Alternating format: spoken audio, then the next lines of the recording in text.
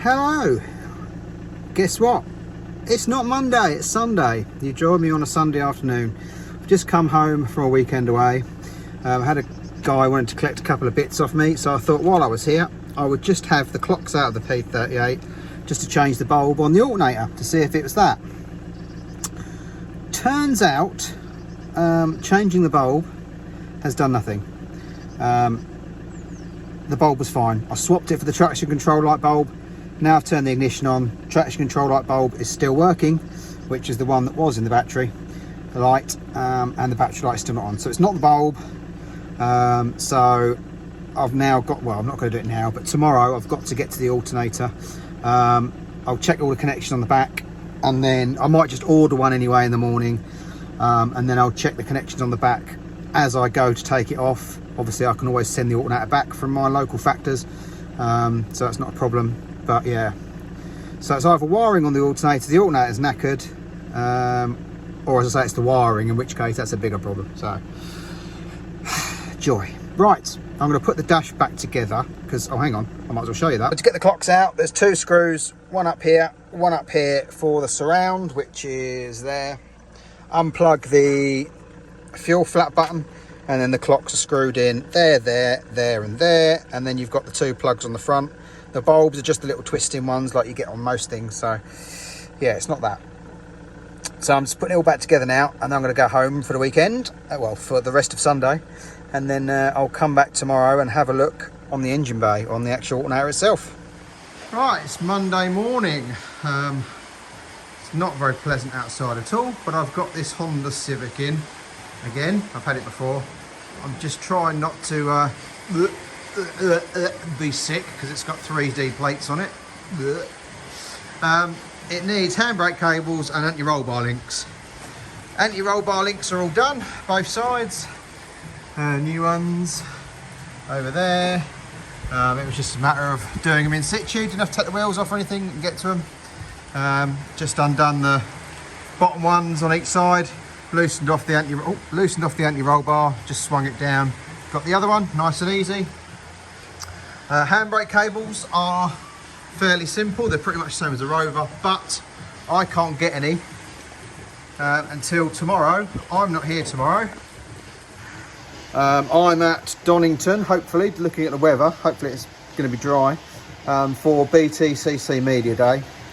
And the customer needs us back today anyway, so I won't be able to do them till Wednesday. So we're just going to tighten them up as they are, just so at least she can park it, and then we'll get some in and do it at a later date. But for now, that's done under here, so I'm just going to drop it down and adjust the cables, so I'll show you how that's done. Right, so inside, the centre console comes off, two screws, one either side, and then just slides over the handbrake handle. So I've now lifted the handbrake 5 clicks, because this is not your normal 5 or 6 maximum. This has got about 20. So I'll put it at 5, and I'll just adjust this nut up and see if we can get this any tighter. And then there's quite a lot of adjustment in there, so hopefully we should be all right. So we'll give that a tighten up, and we'll see what we get. In a minute, the wheels spin, so we'll tighten it up till they stop spinning, knock the handbrake off, and see if they spin without any drag. There's still a knock, and I found it. Hang on, I'll try and hold it. Your bottom ball joint's gone as well. Fucked. So that video there was just showing there's a ball joint gone on the Honda as well. Various methods. The correct way is to have the proper tool, or you can whack it with a hammer, or you can make a concoction with a G-clamp. Not something I want to get involved in. I'd rather get the correct tool, because if I fracture the hub, whacking it with a hammer or something, it's down to me to find one, down to me to replace it, and I've got a car stuck on a ramp that I can't do anything with. So I can probably borrow the correct tool, that's not a problem, but just not today. So for now it's off the ramp, and I need to move on to the Range Rover. So you saw before, we have a big fuel leak, potentially a gearbox cooler oil line leak. We have no alternator, and various issues, including the wipers still. So what I'm going to do, I'm going to strip off the inlet manifold so I can get to the fuel pump. I've got the correct socket to take the fuel pump apart. I'm just waiting on the rebuild kit. So I'm going to take all the inlet manifold off and see whether I can fix the fuel pump in situ without having to take it all off.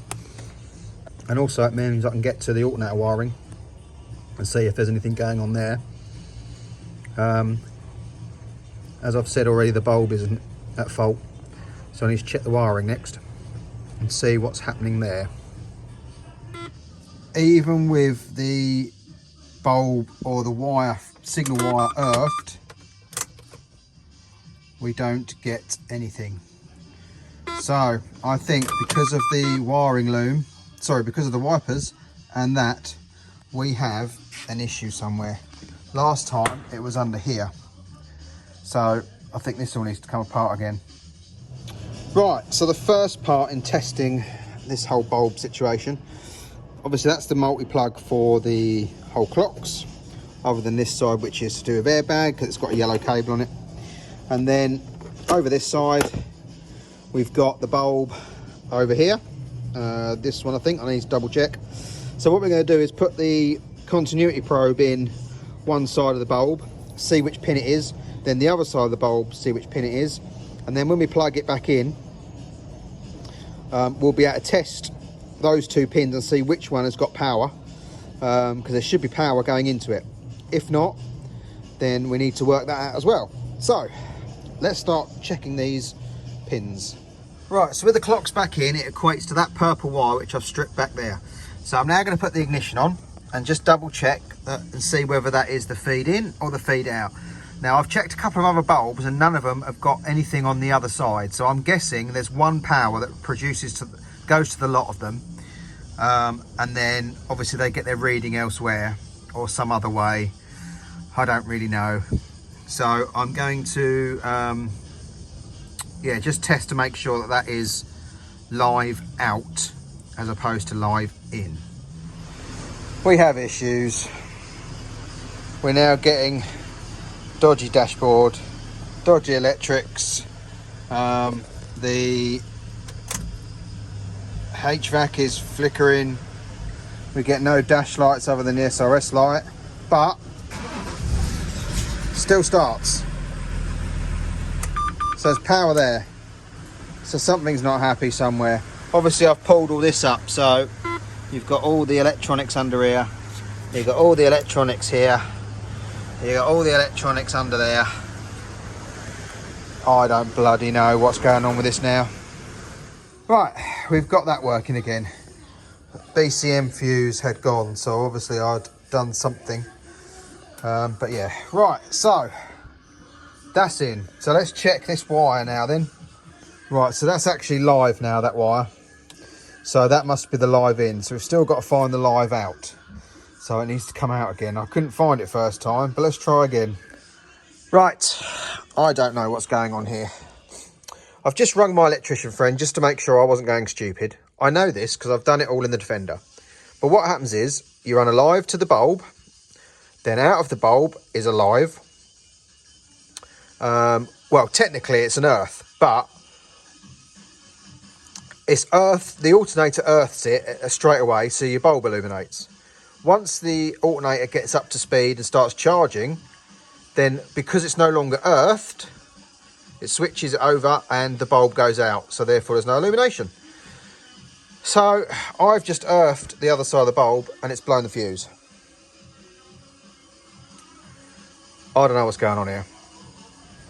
So another test is a side light bulb in line. As you can see, connected to the alternator, we have got a little bit of light, but when I start the car, the bulb gets actually brighter and doesn't go off.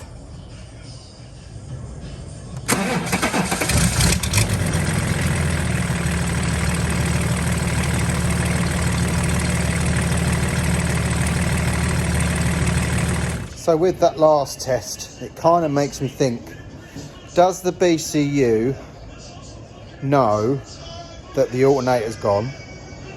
Which it would. So is no battery light at all the car telling me there's a fault? Because because obviously with a bulb plugged in the alternator now, it's not going out, so that tells me the alternator is not charging.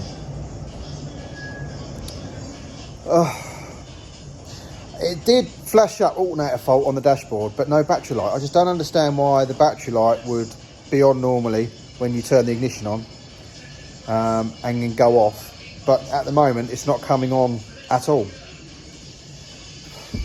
I've got a new alternator on the way, so I think what I'm going to have to do is just try a new alternator, put the existing wiring back in and see whether it works, because that's the only thing I can really see now, especially with that test.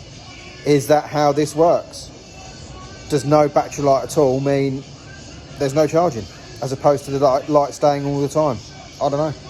But anyway, we'll have to wait till Wednesday now, till the battery light, no, till the alternator turns up. So, right, next job. Right, Mikey's just found this and sent it to me. I have got this somewhere, just that I didn't come and look at it just yet. If the generator, as in the alternator, fails to produce power, the charge warning light remains illuminated. So, the light should be staying on, but it's not on at all. So, have we got BECM problems? I don't know. This is getting aggravating now. I don't want to put a £200 alternator on to find out that it's not the alternator, and I'm down 200 quid. So yeah, I don't know what to do at the moment. Right, just come across this on the document as well. If the charge warning light does not light with the engine off and the ignition switch in position 2, check the bulb, which I've done obviously. If okay, check BECM plug Z238 and instrument pack Z142 and the data link between them. Okay. Morning. It's Wednesday. Yesterday was media day at Donington for the touring cars. So had a trip over there and had a little wander around and a look. I'll insert a quick video here of them at the start line.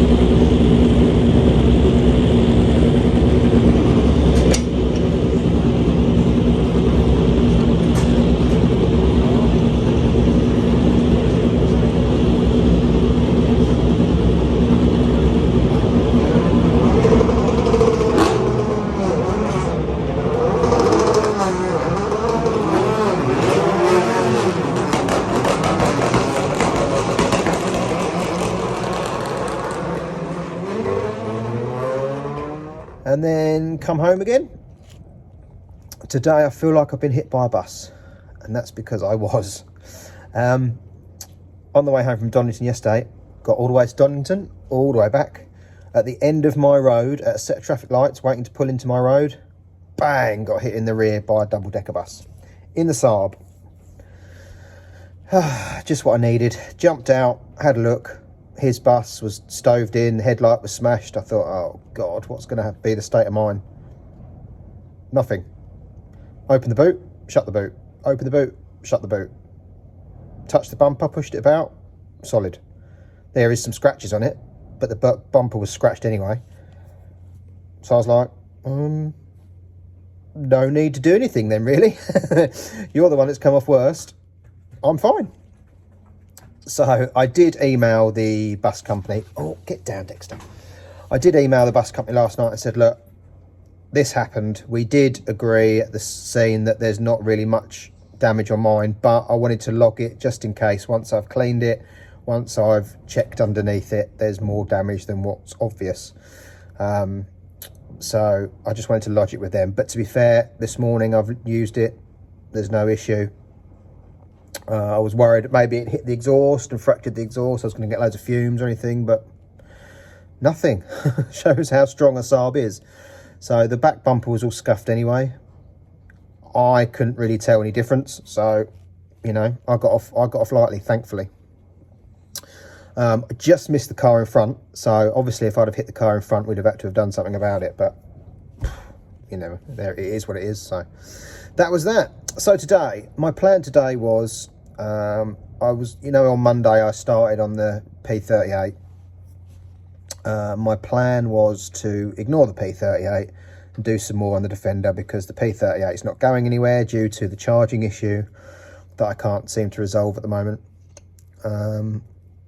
Short of buying a new alternator, which I have ordered it, but I sent it back. I cancelled it because I thought if it's not that, then there's going to be a waste of an alternator, 200 quid's worth. I don't know. So, but today I thought, actually, what I'll probably do is do the seals on the fuel pump, get it tight on the fuel so there's no fuel leaks anymore, so I can put it back together, and then I can get it out of the way for a few days while I do some other things, because there are another couple of cars coming. One tomorrow, Thursday evening, so I'll show you that later on the video, and one on Sunday, so I'll show you that in next week's.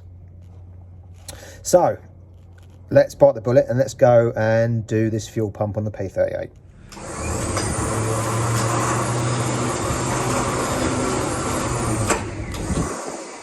So it's Friday morning. I'm just unloading last night's purchase. A 300 TDI Discovery. Come up fairly locally, about an hour and a half away.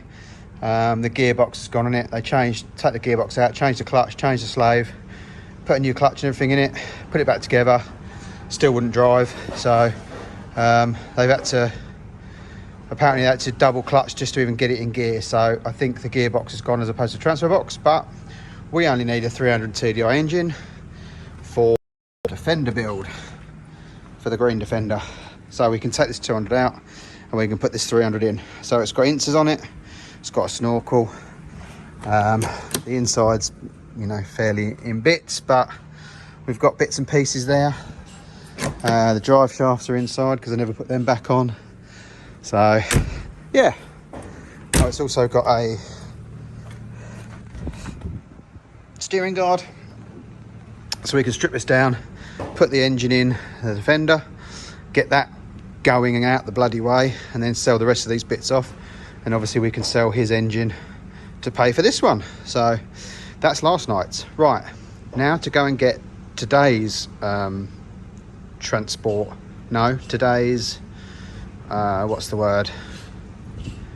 Time to go and get today's trailer queen. That's probably more like it. Well, it's fuck up Friday. I went and picked up the trailer queen, got on the motorway, and then we've been parked for 3 hours because of an accident. And then as the accident cleared and we went to pull away, the Range Rover didn't. So here's the trailer queen. She's loaded, ready for the wedding. And here's the now again broken P38. We've split a gearbox oil line. So that is what has gone, which is obviously what had started to go last time, but now it's actually properly popped. So just waiting on my friend's Discovery to come and get us, as we're only about 4 miles from his, so we can do a quick switcheroo. So that's the plan at the moment. We made it eventually. So it's here. So now the fun can commence. So have a nice weekend. Thanks for watching. Like, subscribe and share, and I'll see you next week in the next one. Cheers guys.